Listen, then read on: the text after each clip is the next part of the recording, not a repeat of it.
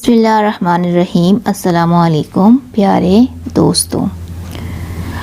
وہب بن منبع حضرت ادریس سے روایت کرتے ہیں کہ میں نے بعض کتابوں میں دیکھا ہے کہ حضرت عیسیٰ علیہ السلام نے اپنی والدہ حضرت مریم علیہ السلام سے کہا کہ دنیا فنا ہونے والی ہے اور زوال پذیر ہونے والی ہے اور آخرت کا مقام بقا اور سکون والا ہے۔ اے میری ماں، ہم علیحدگی اختیار کر لیں۔ دونوں ماں بیٹا لبنان کے پہاڑ کی طرف چلے گئے اور لبنان کے پہاڑ میں اللہ کی عبادت کرنے لگ گئے۔ دن کو روزہ اور رات کو نماز پڑھا کرتے تھے، درختوں کے پتے کھا کر اور بارش کا پانی پی کر گزارا کرتے تھے۔ کافی عرصہ وہاں رہے۔ ایک دن حضرت عیسیٰ علیہ السلام پہاڑ سے اتر کر میدان میں افطاری کے لیے گھاس کی تلاش میں گئے تاکہ اس سے روزہ افطار کریں۔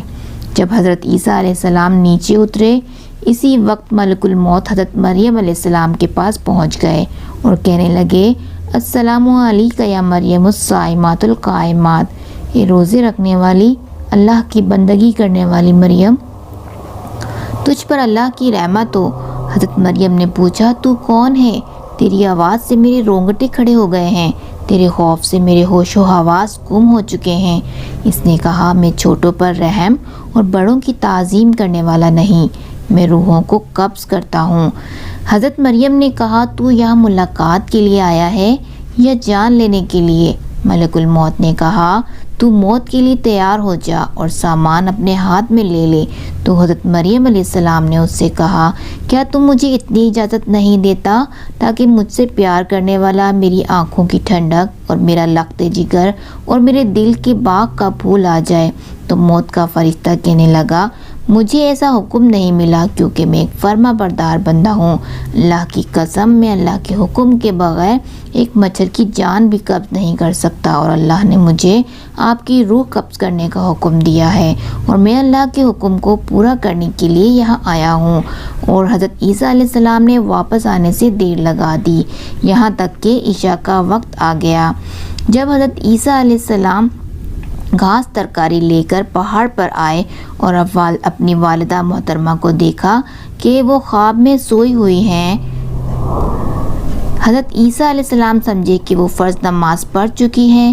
گھاس ترکاری کو دیکھ کر محراب کے سامنے زیادہ رات گئے تک کھڑے رہے اور اپنی ماں کی طرف دیکھا اور نہایت عاجزی اور دردناک آواز سے پکارا، السلام علیکم، تجھ پر خدا کی رحمت ہو میری ماں، رات زیادہ گزر چکی ہے اور روزہ دار سب افطار کر چکے ہیں اور نیک لوگ اللہ کی عبادت اور بندگی میں مشغول ہیں، آپ بھی نماز کے لیے اٹھیے۔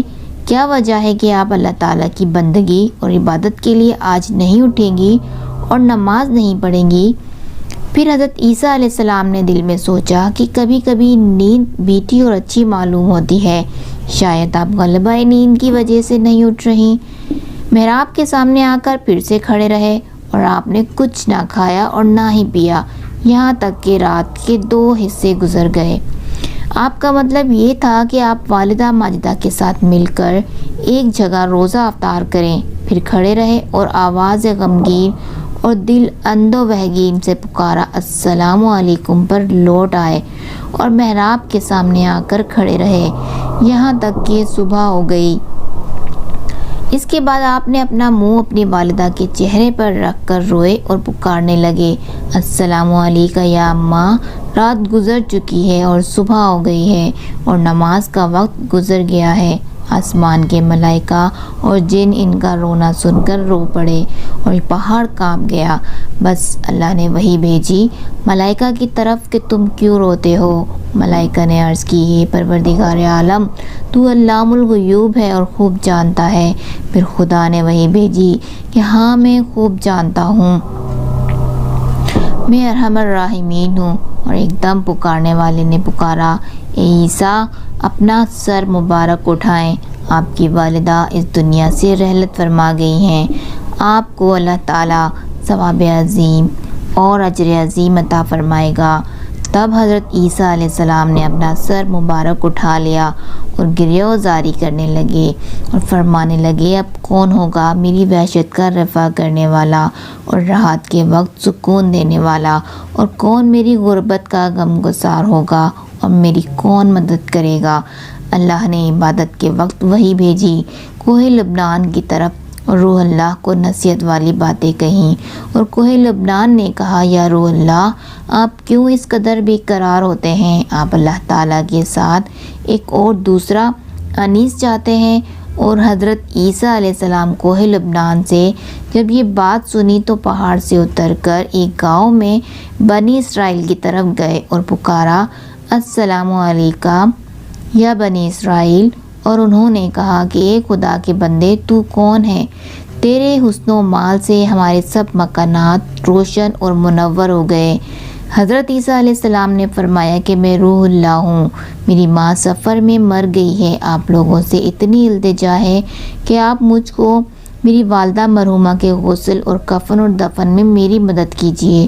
تو انہوں نے کہا کہ اے روح اللہ اس پہاڑ میں تو سانپ اور بچھو بھرے ہوئے ہیں، ہمارے باپ دادا میں سے عرصہ 300 برس سے کوئی بھی اس پہاڑ پر گیا ہی نہیں، ہم کیسے جا سکتے ہیں؟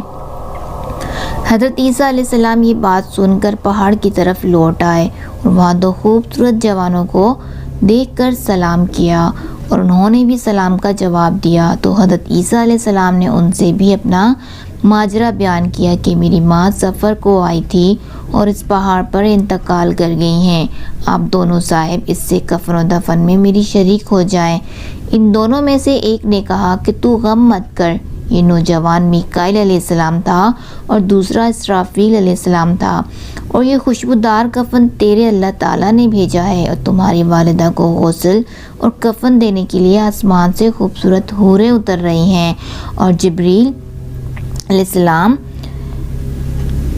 ان کی والدہ کی قبر کھودی اور حضرت حسب دستور نماز جنازہ پڑھ کر میت کو قبر میں دفن کیا۔ اس کے بعد حضرت عیسیٰ علیہ السلام نے کہا رب العالمین تو میرا حال جانتا ہے اور میری بات کو سنتا ہے، میرا حال تجھ سے پوشیدہ نہیں ہے۔ میری والدہ نے جس وقت انتقال کیا تھا اس وقت میں حاضر نہیں تھا، اب تو حکم فرما وہ مجھ سے باتیں کرے۔ پھر اللہ تعالیٰ نے وحی بھیجی حضرت عیسیٰ علیہ السلام کی طرف۔ پھر اللہ تعالیٰ نے فرمایا میں نے اس کو تیرے ساتھ باتیں کرنے کا حکم دے دیا ہے۔